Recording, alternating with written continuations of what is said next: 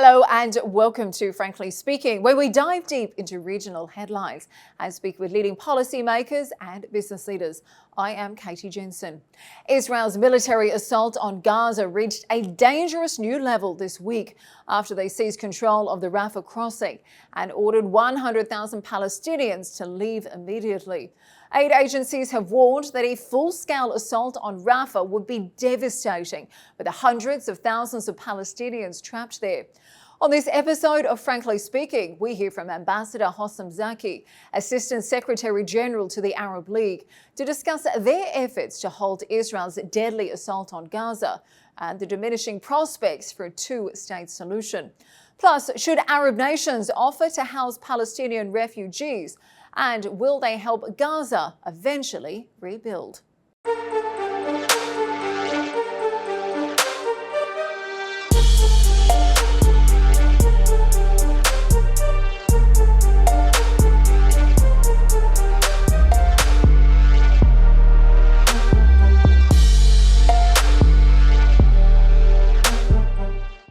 Your Excellency, thank you for joining us on Frankly Speaking. Now, the Israeli military has taken control of the Rafah border crossing between Gaza and Egypt and is pushing into the densely populated southern Gazan town even as we speak. Frankly speaking, do you think Israel has now officially won the war? Oh, far from that. I don't think this is the case at all. It's not about how many people you kill or how many buildings you destroy or how many children you make orphans or any of these statistics, very sad, unfortunate, historic statistics that will shame those who have done it for life. It's not about that. This is not victory. And victory is not about whether you are able to reach the Rafah crossing or to put your tanks here and there. This is not the right terminology here. I think winning would mean, for the Israelis, should mean what they have set out from the beginning, which is to annihilate Hamas. I don't think they did that. I think they are far from doing this. But instead, they have inflicted tremendous damage on the civilians of the Gaza Strip. And this is so sad, so disheartening, so unfortunate. And I think the shame is going to follow all those who did this for a long, long time to come. Winning the war is not the issue here. They should be concerned about winning the peace. If they are a peace-loving nation and they want to live in peace and security in this region, as they always claim. We have done our part in this as Arab League. We have proposed an Arab peace plan, an Arab peace initiative 20 years ago to the Israelis. And unfortunately, it has gone without a response. It has been completely ignored by the Israelis, which was an additional sign for those who needed one, that Israel is not quite engaged in a peace dynamic, but rather engaged in territory and land grabbing. Well, Ambassador, let me ask you about that, because you say that no, Israel is not winning the war, but frankly, it feels like there's no real consequences for Israel's repeated violation of international law.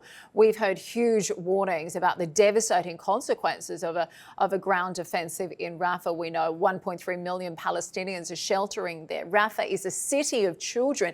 600,000 children have been sheltering there as well. Huge warnings from aid agencies as well. What can the Arab League do to convince the international community to take action and restrain Israel? Listen, the Arab League is doing what it can do under the circumstances. Its members, some of its very heavyweight members, and by that I mean Egypt, Saudi Arabia, Qatar, UAE, Jordan, all those countries that are very heavily invested in this situation, and they want to stop the war.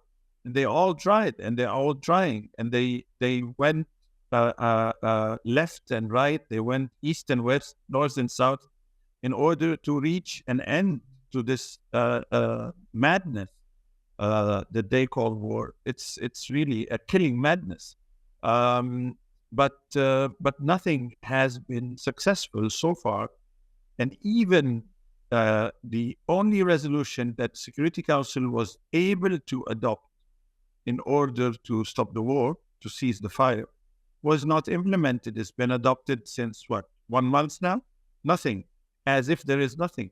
So Israel is basically a country that is pampered by the United States, pampered by many of its allies, accomplices, so-called friends in the West. They condone what it is doing, and they cannot stop it. They cannot stop this madness. Unfortunately, they gave it a carte blanche since the beginning, and this is where we are, 7 months in this war, this criminal war, and nothing is happening. They are not capable of reining in this country, of this government of excellence, unfortunately. So, Ambassador, tell me, why do you put the blame on the US and not the Arab League? I know at the Antalya Diplomatic Forum and Turkey in March, you said that the complicity of the world in Israel's military offensive was clear. So why the blame on the US? Why not the Arab League? But of course, how could we blame the Arab League? The Arab League is not an accomplice in this. The Arab League is not giving bombs to Israel. The Arab League is not giving ammunition to Israel. The Arab League is not funding the Israeli aggression. The Arab League is not doing any of that. The Arab League is a regional organization, respectable regional organization that is seeking peace, that is talking politics. It's a diplomatic organization. We are willing to engage with whomever is seeking peace as well on the other side. But apparently that's not the case. Why we say the United States and the West? Because it is the United States that's funding Israel. It keeps transferring money to Israel, aid to Israel, munition, bombs, weapons, whatever you name it, you will find it. So it's so unfortunate. We had higher hopes from the United States, higher expectations, but all of these were dashed, unfortunately. Yes, they are trying to find a way to end the hostage crisis, and as they should, with Arab partners, Egypt and Qatar. I may add, this is an important addition, of course. Those are the parties that are doing most of the work with the Hamas side. But unfortunately, the dynamics starting October 7th and 8th and 9th were such that the United States has placed itself in this position, and it's difficult to see a change now.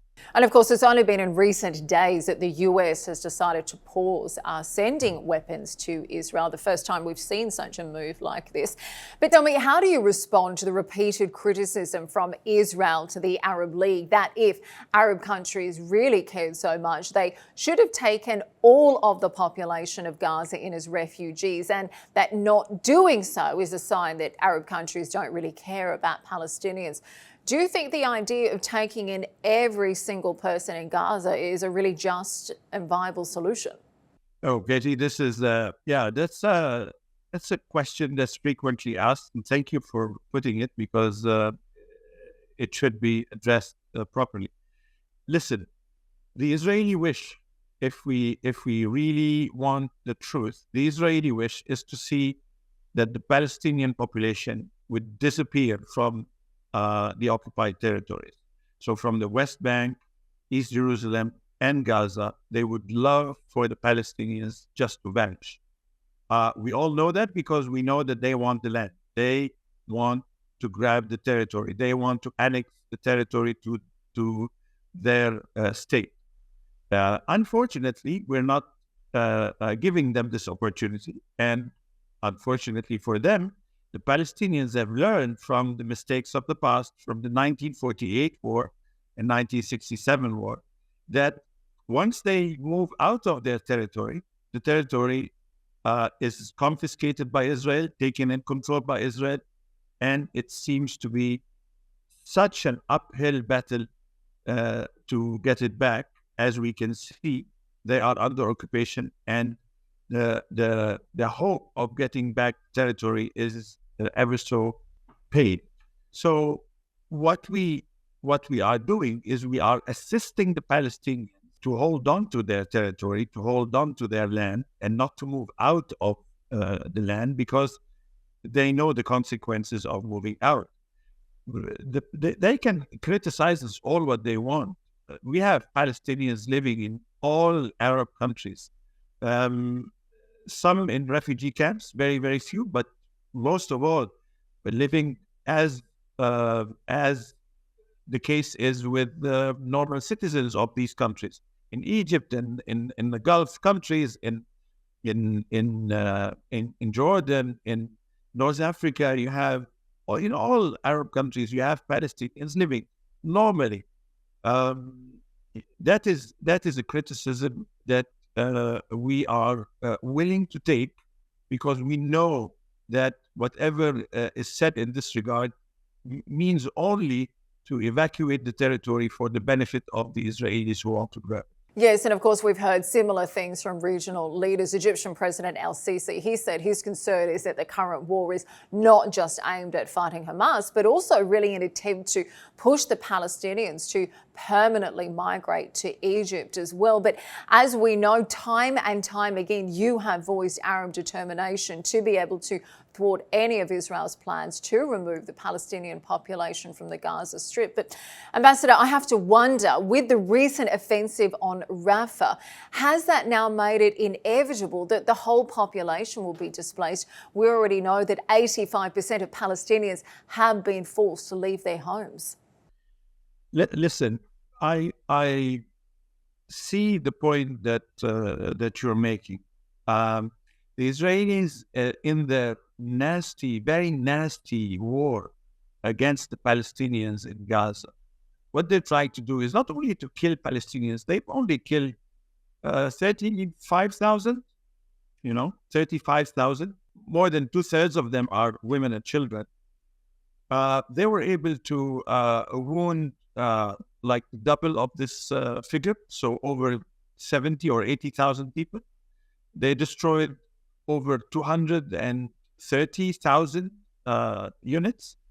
But they did something which is much more nasty, actually. They have destroyed the infrastructure of the Gaza Strip.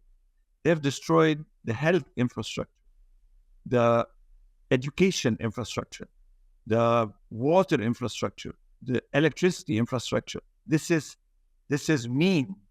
This is mean and malignant, and they want to make it a point for the Palestinians who remain in the Gaza Strip, most of the inhabitants, to find this place uninhabitable, really uninhabitable. So at least when the war ends, all the Palestinians would look around and see that this has become totally uninhabitable, so they would want to leave. But surprise to them, I would tell you from now, and mark my words, that is not going to happen. They're going to reconstruct their state, their country, then going to reconstruct Gaza, and the Arabs are going to help them, you bet on that.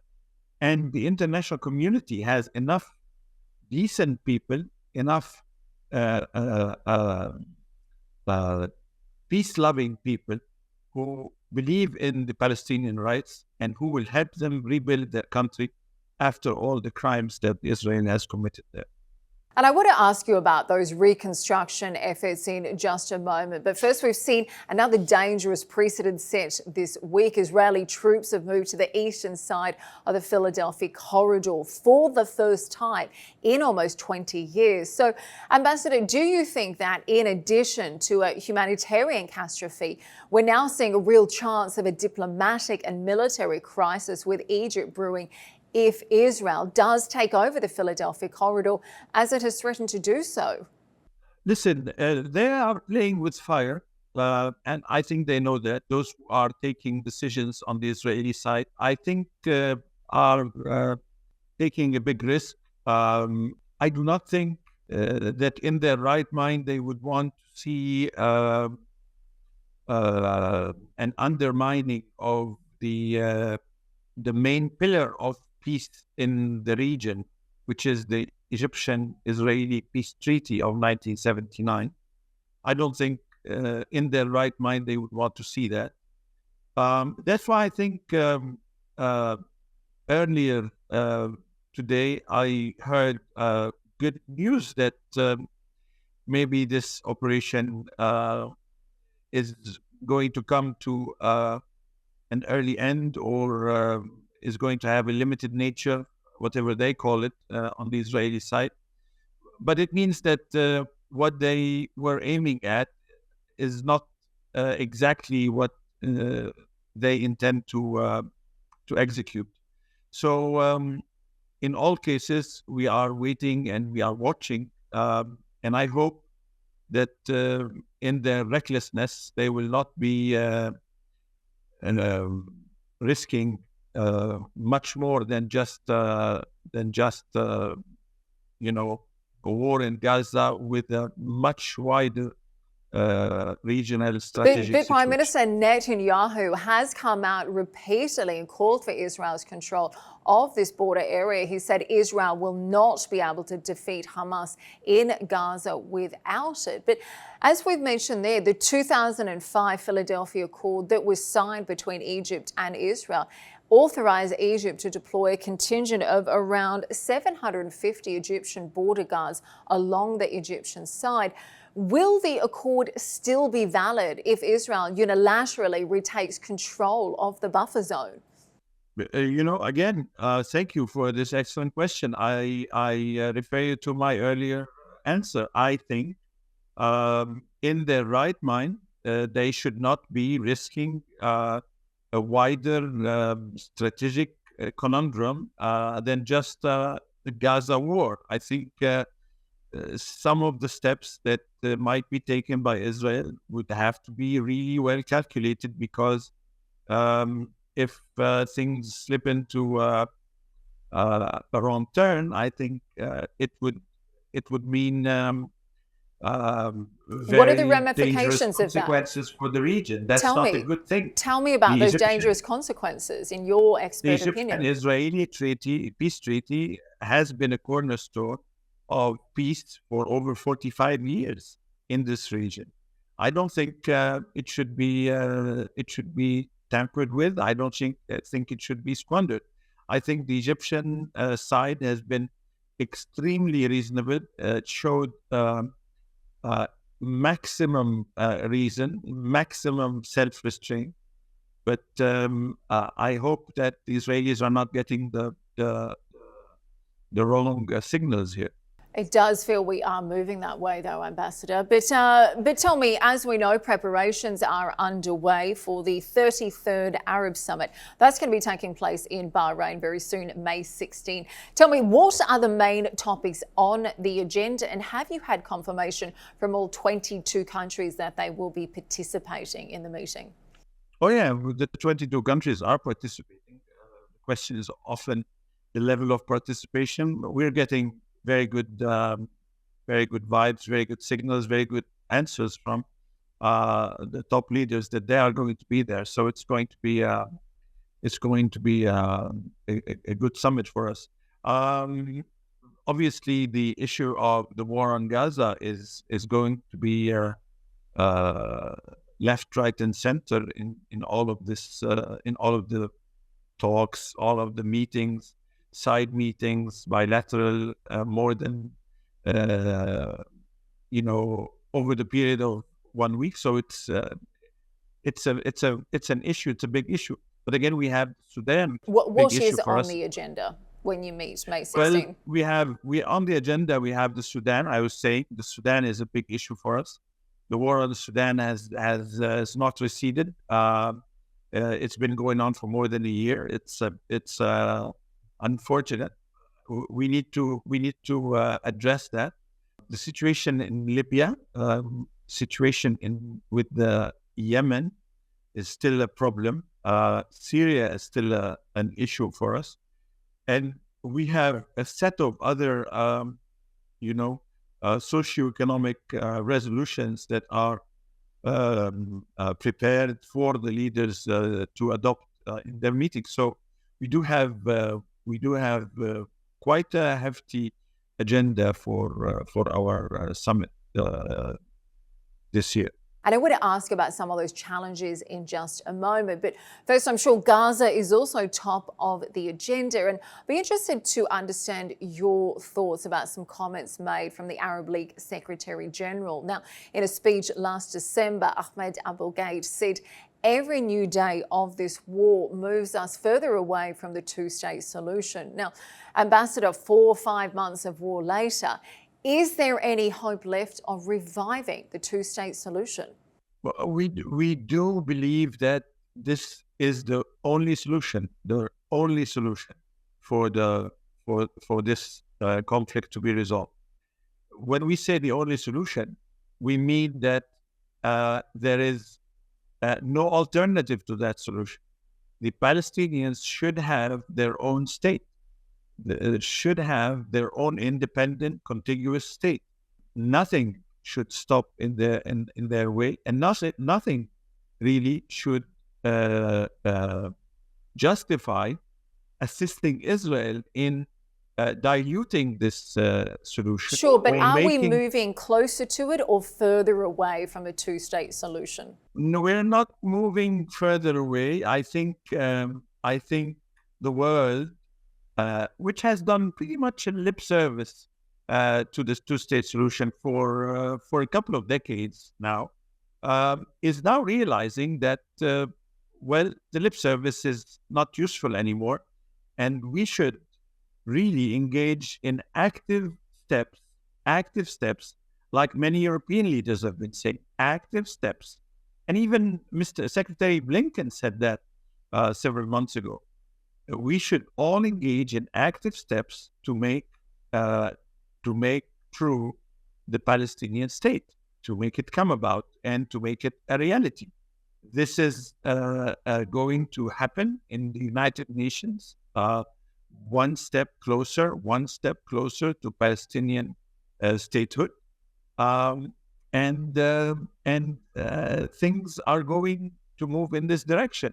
The Israelis will have to resist that as they want to, and as they refuse to engage in peace talks, and they refuse to agree on Palestinian statehood. But it's not up to them, and we are trying to convince the rest of the world, especially the Western world, that Palestinian statehood should not be subject to an Israeli veto, because let me ask you then about Israeli veto over this. Let me just finish that. If we do give the Israelis the veto over this, I think they will never agree on it, and Palestinian statehood will never see the light of day.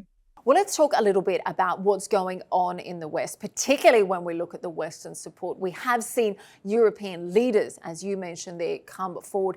It's been a very different scenario in the US. In fact, you've said that all talk of human rights and respect for Western countries vanish when speaking about the Palestinian human being.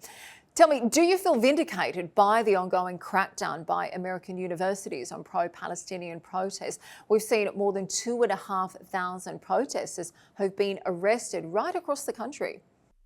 You know, in the Arab world, we when we look at these protests and we look at the arrests that you mentioned and the videos that are circulating all over the social media, with millions and millions of views, and the TikTok that the U.S. Politicians want to shut down because it is pro-Palestinian and so on. We really have a very bitter laughter about all this, because it is all coming from that country that used to preach human rights to us and others, and most of our citizens used to believe that these are very true outcries of real adherence to human rights, and then to only discover that when it comes to Palestinian human rights, really nobody cares. And as a matter of fact, they're going to come down at you or on you even harder if you are claiming such rights for the Palestinians.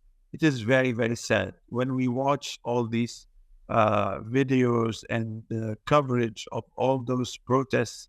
We feel sad and we feel frustrated that that all those who are advocating, who were advocating, and who keep advocating, rightly or wrongly, human rights, have put themselves in such a position. It's a shame. And of course, there's now fears that these protests could actually result in a victory for the US Republican candidate Donald Trump, which could mean the quest for a two-state solution could be even further set back. Recently, we saw comments from him speaking to Time magazine, and he said he's not so sure that a two-state solution is going to work anymore. Does that worry you at all?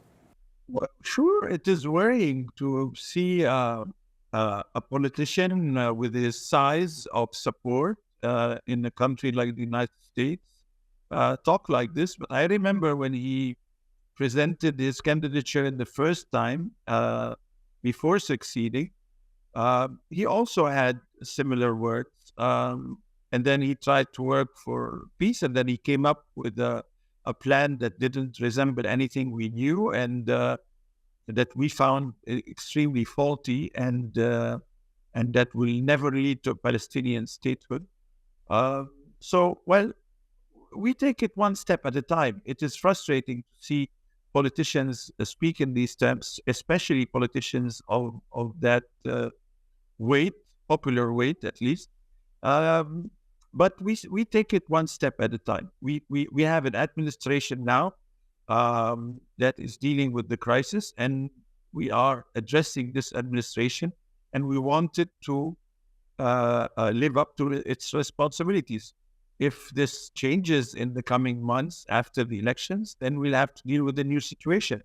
And we take it one step at a time. I'm going to assume you were talking about the Abraham Accords there and the normalisation between Israel and a number of countries in this part of the world. But let me get your thoughts on another plan that's recently had quite a lot of publicity. The New York Times has recently been reporting that senior Israeli officials have been weighing an expansive plan for post-war Gaza in which Israel would offer to share oversight with an alliance of Arab countries as well as the US. Do you have any knowledge of such behind-the-scenes negotiations? What can you tell us about these reports? What I know, I cannot really necessarily reveal at this point in the media. I know that some of what is written in the media is extremely blown out of proportion, and I think sometimes deliberately put out of context or taken out of context in order to insinuate certain things. What I can tell you is that when I assist to serious Arab discussions about the issue of Gaza post-war and how things should evolve, I think it's very clear to myself and to all others in the room where we discuss these things, is that nothing should be coming without a political horizon to the Palestinians, a clear political horizon to them. By political horizon, I mean clear timeline for Palestinian statehood, for independence. The old logic that's been applied for 30 years of going through a path of ended or unending negotiations really is an option that is no longer going to be accepted. So people now are demanding that the case is, first we have Palestinian statehood acknowledged. First we have the Palestinian rights acknowledged, and then everything else can be negotiated between the two parties with the encouragement of the international community. And then on the ground, things can be flexible. We all want the Palestinian Authority to be able to take control of Palestinian territory. Gaza is part of the Palestinian territory, and we want the Palestinian Authority to be able to control it. Okay, so you say certainly from the Arab League perspective, we must see the rights of Palestinian people protected. We must see the establishment of that state for them. But tell me, do you think that some members of the Arab League, particularly those with diplomatic ties with Israel, would be willing to participate in the stabilisation and the rebuilding of Gaza if such a deal like the one I mentioned from the New York Times is on the table? Again, if there is a political horizon and there is a political context in which countries would feel that the Palestinians are going to be recognized as people with a state, with a sovereign, independent state member in the United Nations, and the territory of that state is the territory that was occupied in 1967, I think if such an acknowledgement with international guarantees is there, I think countries would be encouraged to put effort and contribution into Gaza, into the West Bank, into helping the Palestinians, live up to the needed standards and, rectify whatever wrongs they have been subject to. But absent such a context, absent such a horizon, the situation is going to remain very, very tense. And we said time and again, before October 7th and after October 7th, if you don't have such a political horizon, if you don't recognize the Palestinians and Palestine as a state, if you continue along the same path, there is nothing that would mean that such calamities will never occur again. They will occur again in 2 years, 3 years, 4 years. They will occur again, and possibly at the same level, same scale, or even bigger. It's just a catastrophe waiting to happen. So in order to avert future catastrophes, we need to work with all the peace-loving nations in order to put things right on track. And the track this time is not the track that used to exist for 3 decades. It's a different track. It's a track of acknowledging the rights of the Palestinians up front and acknowledging the Palestinian statehood up front, and then negotiate the politically sensitive points in order to reach an agreement. Certainly some huge challenges. We do hope we can see some real progress when the Arab Summit does take place in Bahrain in the coming days. Ambassador, thank you for joining us today on Frankly Speaking. We appreciate your time, and really wonderful to have your insights on so many of these challenging issues we're facing in the region at the moment. Thank you for joining us. Thank you. Thank you, Katie. Thank you for having me. Thank you.